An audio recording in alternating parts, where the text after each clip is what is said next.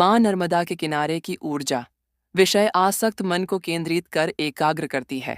यदि हम शून्य भाव के साथ किनारे पर कुछ देर बैठे तो आप यह महसूस करेंगे आपके पास कोई है।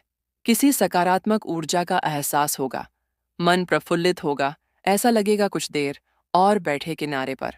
माँ नर्मदा किनारे ऋषि मुनि तपस्वी त्राटक योग क्रिया करते हैं, जिसमें केंद्रीय भाव माँ नर्मदा है और उन्हीं तपस्वियों की उपस्थिति हम अपने आसपास महसूस कर सकते हैं।